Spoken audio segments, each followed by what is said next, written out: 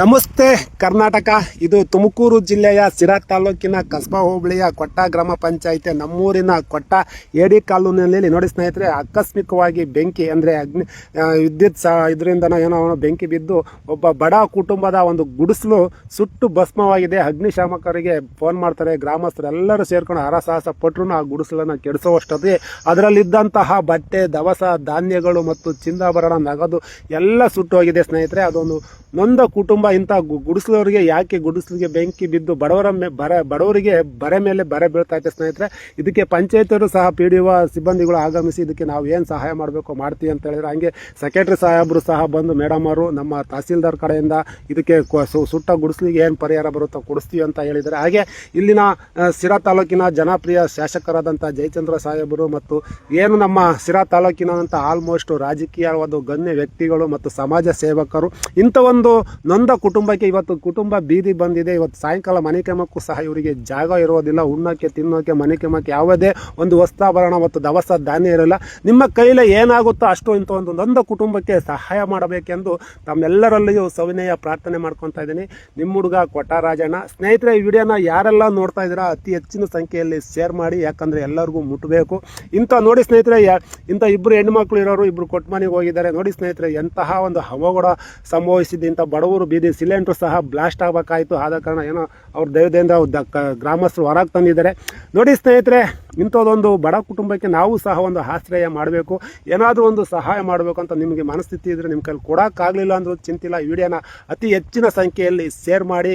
ಈ ಶೇರ್ ಮಾಡೋದ್ರಿಂದ ಕೆಲವರಿಗೆ ತಲುಪುತ್ತೆ, ಅವರಿಗೆ ಒಂದು ಸ್ವಲ್ಪ ಆದ್ರೂ ಸಹಾಯವಾಗುತ್ತದೆ. ನೋಡಿ ಸ್ನೇಹಿತರೆ, ಅವರಿಬ್ಬರು ಗಂಡ ಹೆಂಡತಿ ನಾವು ನೊಂದ ಕುಟುಂಬವನ್ನು ತೋರಿಸ್ತೀನಿ. ವಿಡಿಯೋನ ಕೊನೆ ಸ್ನೇಹಿತರೆ, ಇವ್ರ ಗುಡ್ಲು ಮಾಲೀಕರು ಇವರೇ. ನೋಡಿ ಸ್ನೇಹಿತರೆ, ನಮ್ಮೂರೇ ಕೊಡ್ತಾರೋ.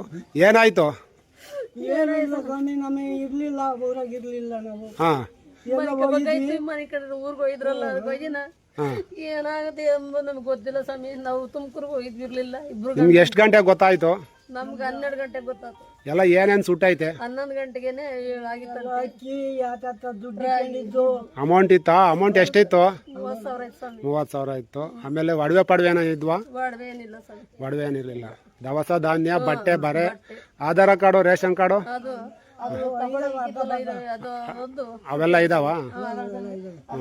ಯಾವಾಗ ಬಂದು ಅಗ್ನಿಶಾಮಕ ಕೆಡಿಸ್ತಾ ಅವಾಗ ಬಂದವ್ರು ಯಾರನ್ನ. ಅಗ್ನಿಶಾಮಕನು ಬಂದಿತ್ತಾ ರಾತ್ರಿ? ಅಗ್ನಿಶಾಮಕ ಬಂದೈತಿ. ಹೌದೇನು? ಬಂದೈತಂತೆ ನಾವು ನೋಡಿಲ್ಲ. ಅದನ್ನು ನೀವು ಇರ್ಲಿಲ್ಲ ಬೆಂಗಳೂರು? ಇರ್ಲಿಲ್ಲ. ಎದ್ದಾಗ ಬಂದಿದ್ವಲ್ಲ ತುಮಕೂರಿಗೆ. ಹಠಾತ್ನಾಗ 12 ಗಂಟೆಗೆ ಎಲ್ಲಿ ಬರೋಣಪ್ಪ ನಾವು, ಆಗ್ಲಿಲ್ಲ.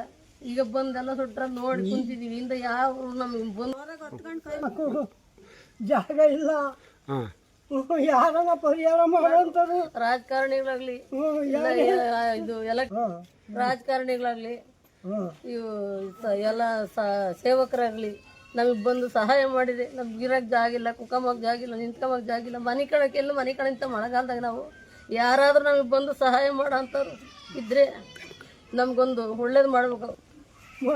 ನಮ್ಗೆ ಯಾವ ಮಕ್ಕಳು, ಗಂಡು ಮಕ್ಳು ಇಲ್ಲ, ಯಾರಿಲ್ಲ. ನಮ್ಗೆ ಹೆಣ್ಣು ಮಕ್ಳು ಎಲ್ಲ ಕೊಟ್ಟು ಮದುವೆ ಮಾಡಿದೀವಿ. ನಾವು ದುಡಿದ ನೀವು ಇಬ್ಬರೇ ಇರೋದು?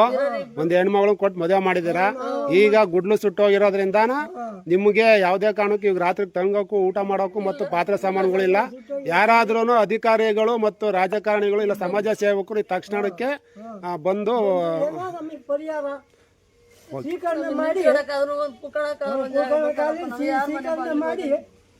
ಹೋಗಿ ಮಾಡಿದ್ರೆ ನಾವು ನೆನೆಸ್ತೀವಿ ನಿಮ್ಮನ್ನ.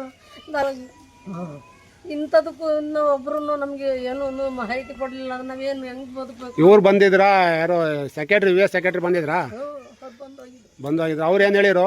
ಅವ್ರೇನ್ ಹೇಳ್ತಾರೆ, ಯಾವ ಡಾಕ್ಯುಮೆಂಟ್ಸ್ ಇದ್ರೆ ತಗೊಂಡ್ಬರ್ರಮ್ಮ, ಸುಟ್ಟೋಗಿದ್ರೆ ಬೇಡ, ಇದ್ರೆ ಜೆರಾಕ್ಸ್ ಆಗ್ಲಿ ತಗೊಂಡ್ ಬರ್ರಿ ಅಂತ ಹೇಳಿದ್ರೆ ಬ್ಯಾಂಕಿಂದು ಅಕೌಂಟು, ಬ್ಯಾಂಕ್ ಕಾರ್ಡು, ಪಂಚಾಯತರ. ನಮಸ್ಕಾರ ಸ್ನೇಹಿತರೆ, ತೋರಿಸಿದ್ನಲ್ಲ ಇಂಥದ್ದೊಂದು ಬಡ ಕುಟುಂಬ ನಮ್ಮೂರಿಂದು ಗುಡಿಸಲಿಗೆ ಬೆಂಕಿ ಬಿದ್ದು ಪೂರ್ತಿ ಸುಟ್ಟೋಗಿದೆ. ಅಲ್ಲಿ ಏನೂ ಉಳಿದಿಲ್ಲ ಸ್ನೇಹಿತರೆ. ಇವರಿಗೆ ಸಾಯಂಕಾಲ ಮನೆ ಕೆಮ್ಮಕ್ಕೆ ಚಾಪೆ ಆಗಲಿ, ಒದಿಕೆ ಆಗಲಿ, ಆಹಾರ ಮಾಡ್ಕೊಂಬೋದಕ್ಕೆ ಪಾತ್ರೆ, ದವಸ ಧಾನ್ಯ, ತರಕಾರಿ ಏನೂ ಇಲ್ಲ ಸ್ನೇಹಿತರೆ.